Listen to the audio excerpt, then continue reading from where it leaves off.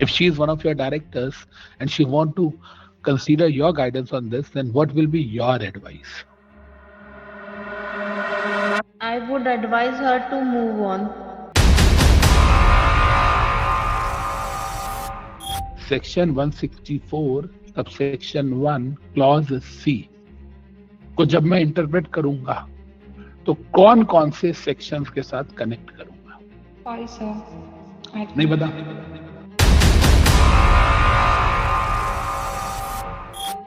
Section 235 and 236 of company law क्या बात करता है और दोनों में क्या सिमिलैरिटी एंड डिससिमिलैरिटीज है? Section 235 and 236 I think are of amalgamation, and I didn't study those chapters because my syllabus was not completed, so I left few chapters. Is it a genuine excuse or a reason by a professional? No sir. मेरा simple सा सवाल है, अगर नहीं किया था तो paper देने गए क्यों? शायद पास हो जाऊं, चलो हो गए, भगवान ने चाहा 25 अगस्त को रिजल्ट आया, पास हो गए, क्या उखाड़ लोगे लाइफ में? क्या कर लोगे लाइफ में? ये बताओ। मुझे सेक्रेटेरियल ऑडिटर अपॉइंट किया जाएगा, तो मुझे सेक्रेटेरियल ऑडिटर कैसे अपॉइंट किया जाएगा? So according to section 203 of Companies Act, appointment and remuneration. अब सुनो, इसके बाद ही मैं आपका पूरा आंसर काट दूंगा और मैं नीचे देखूंगा ही, तो पूरा आंसर काट दूंगा। अगर आपके लिए आंसर पेपर में लिखा होता तो मैं आपका पूरा आंसर काट देता और मैं नीचे देखता कौन से कानून की कौन सी धारा में आप उसको पिटीशन फाइल करने की एडवाइस देंगे।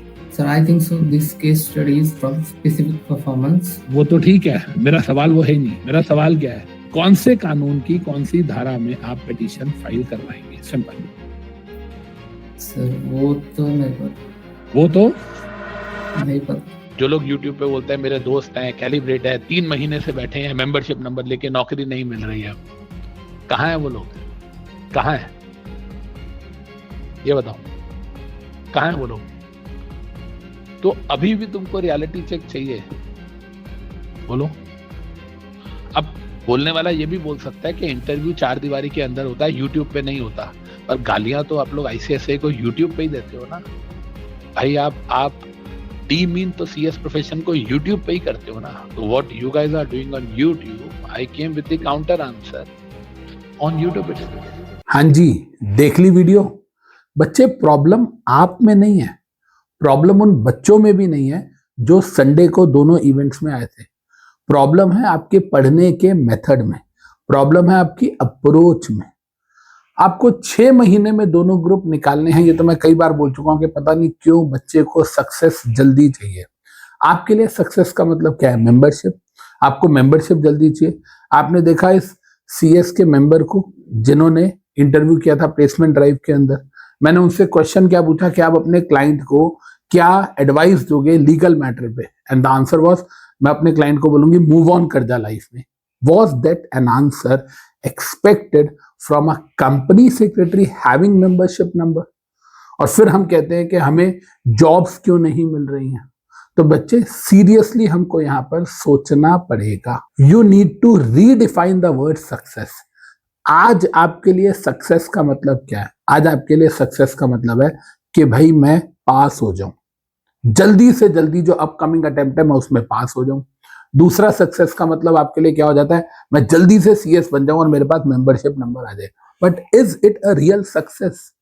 What real success is? Real success is that you have that status in society, that you have that money जो आप डिजर्व करते हो, जो कंपनी सेक्रेटरी की डिग्री आपको दिला सकती है। लेकिन आप एक बार बताओ, आप अपने शॉर्ट टर्म सक्सेस के चक्कर में जो आपकी लॉन्ग टर्म सक्सेस है उसके बारे में भूल जाते हो, and eventually short term success के चक्कर में आप अपनी लॉन्ग टर्म सक्सेस तक कभी पहुंच ही नहीं पाते।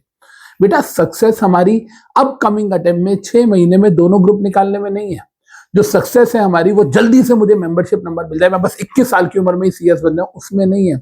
उसके बाद की जो जर्नी है that has to be successful.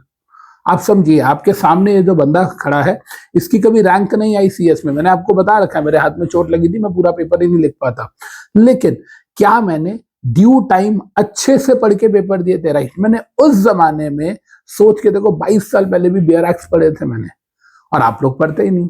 तो बच्चे आपको ये समझना पड़ेगा। आप एक चीज देखिए, यहां मैं बच्चे को बोल रहा हूं कि सेक्शन 164 को किससे कनेक्ट करना है, बच्चे को आता ही नहीं है। मैं कह रहा हूं 235 236 बताओ, बच्चे को ये भी नहीं पता कि वो टेक ओवर का है, बच्चे को बस चैप्टर पता है कॉम्प्रोमाइज अरेंजमेंट का है, और मैं छोड़ के गया था। मैं कह रहा हूं सेक्रेटेरियल ऑडिटर कैसे अपॉइंट होगा, बच्चा उसको 203 में डाल रहा है। भाई 203 केएमपी का है, उसमें सीएस इन एम्प्लॉयमेंट आता है, उसके अंदर सेक्रेटेरियल ऑडिटर कब से आ गया? और ये जो बच्चे हैं, इनका कसूर क्या है? इनका कसूर सिर्फ ये है कि ये जल्दी जल्दी पढ़ना चाहते हैं। बेटा आपको प्रॉपरली अच्छे से पढ़ना पड़ेगा।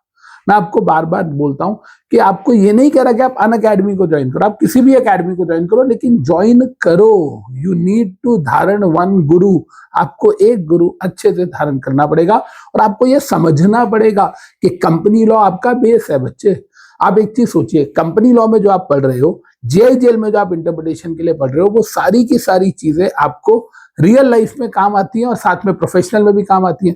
आपका जो प्रोफेशनल का कोर्स है, उसमें जेआईजेल पूरा ड्राफ्टिंग में यूज होता है, कंपनी लॉ पूरा सीआरबीआई में यूज होता है फाइनल में, लेबर लॉ पूरा आपका जो एसबीआई वो लेबर लॉ में यूज होता है। आप कैसे करोगे बिना पढ़े हुए? आपको ये समझना पड़ेगा कि आपका एक्सी और प्रोफेशनल के बहुत सारे ऐसे चैप्टर्स हैं जो वर्ड बाय वर्ड मैच करते हैं। मतलब जो टाइपोग्राफिकल एरर आईसीएसआई ने एक्सी की बुक में दिया है, सेम प्रोफेशनल में भी है, क्योंकि मैन्यूस्क्रिप्ट भी सेम है।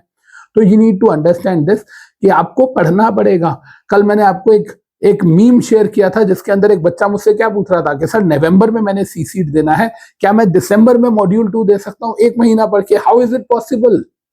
हमें माइंडसेट चेंज करना है। पहले मैं बोलता था 18 महीने पढ़ के अच्छे से एक्सी दो, 18 महीने के बाद बच्चों ने अपना माइंडसेट 12 महीने का कर लिया, मैंने कहा चलो 12 भी ठीक है। लेकिन अब मैं बच्चों का माइंडसेट जो 6 महीने और 1 महीने पे आ गया, मैं उसका क्या करूं? You need to understand this. बच्चे आपको सबसे पहले बदलना है।